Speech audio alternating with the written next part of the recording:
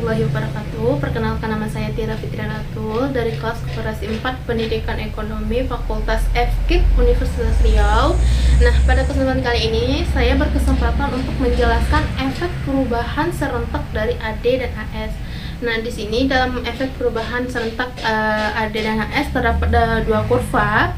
Yang kurva pertama itu adalah perubahan ADAS ke kiri, dan yang kedua adalah perubahan kurva ADAS ke kanan.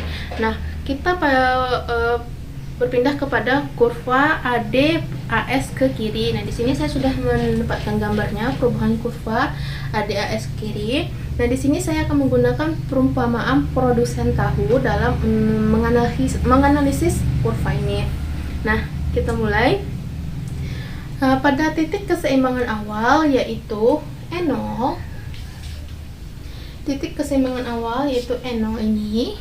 Nah, produsen tahu menjual harga tahunya itu dengan harga P0, dan pendapatan nasional yang diterimanya itu adalah Y0. Nah, ternyata dalam suatu keadaan terjadi kenaikan bahan baku pembuatan tahu yaitu kacang kedelai yang menyebabkan terjadinya kenaikan biaya produksi, yaitu kenaikan biaya produksi. Nah, apa yang menyebabkan dari kenaikan biaya produksi ini?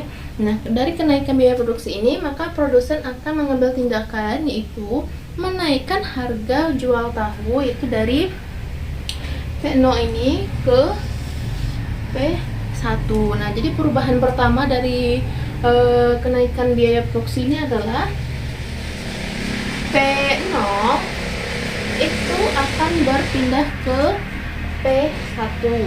Nah, karena adanya kenaikan harga ini, makanya permintaan akan tahu akan menurun, sehingga pendapatan nasional juga akan turun. Makanya Y0 ini bergeser ke Y1. Nah, Y0 akan bergeser ke Y1. Nah, dari perubahan kedua ini menyebabkan titik keseimbangan baru, yaitu titik E1. Nah, selain dari perubahan harga dan pendapatan nasional ini, kenaikan biaya produksi ini juga menyebabkan perubahan pada garis AS, yaitu garis AS ini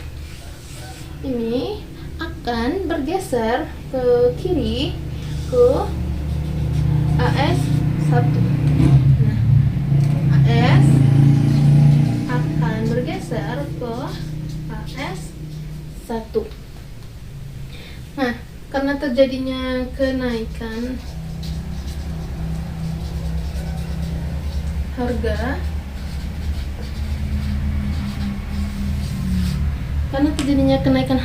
maka dampak yang paling awal dirasakan yaitu adalah pengurangan kesempatan tenaga kerja. Pengurangan kesempatan kerja. Nah, terjadinya pengurangan kesempatan kerja.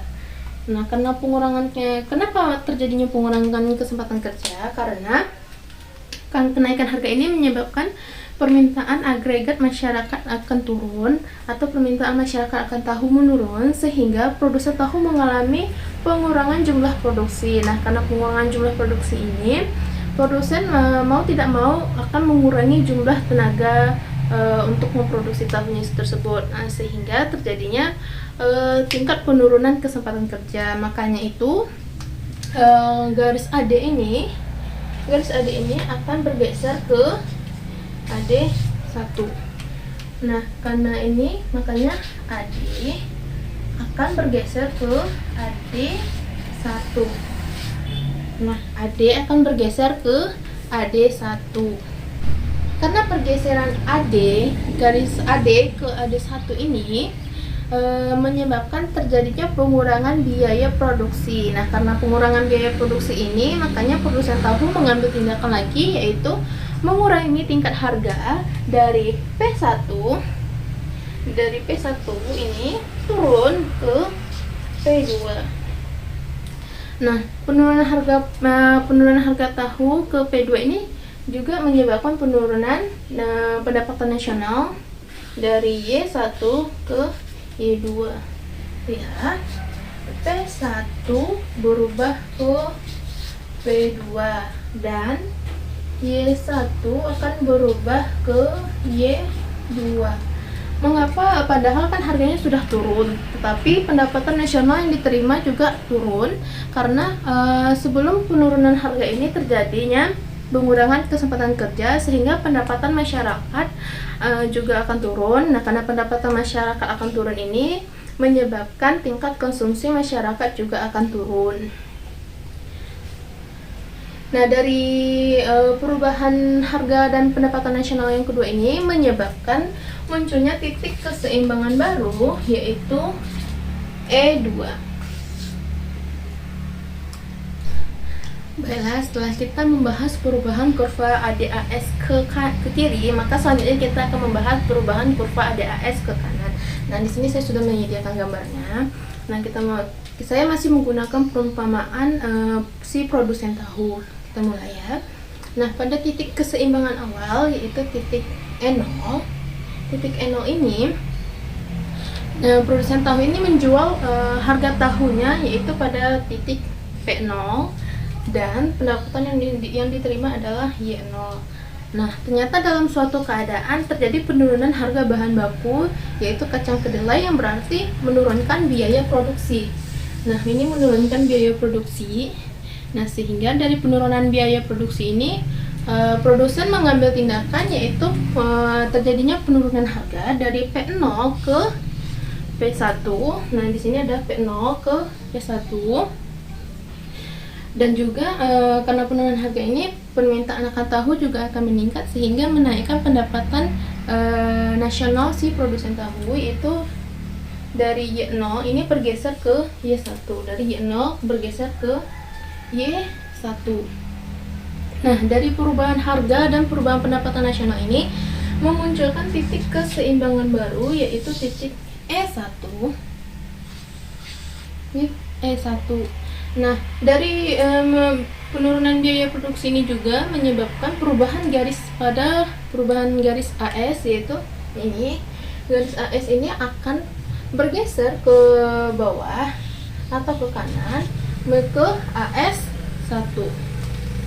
Nah, perubahannya itu adalah AS ke AS1.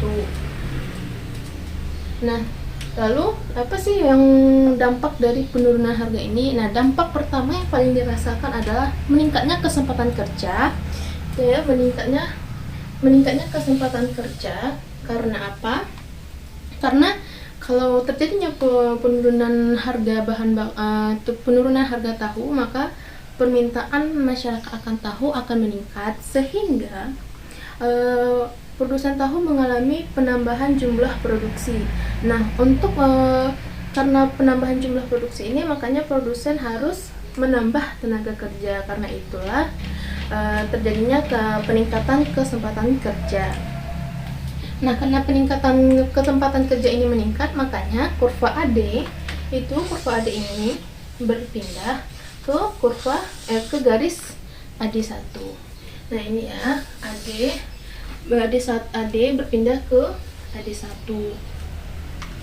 Nah, karena adanya penambahan tenaga kerja ini, yang berarti penambahan biaya produksi pada produsen tahu.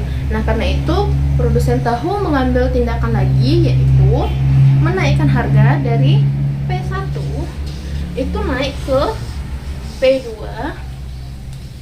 Ini ya, P1 naik ke P2, dan juga pendapatan nasional ini juga naik, yaitu dari Y1 bergeser ke Y2.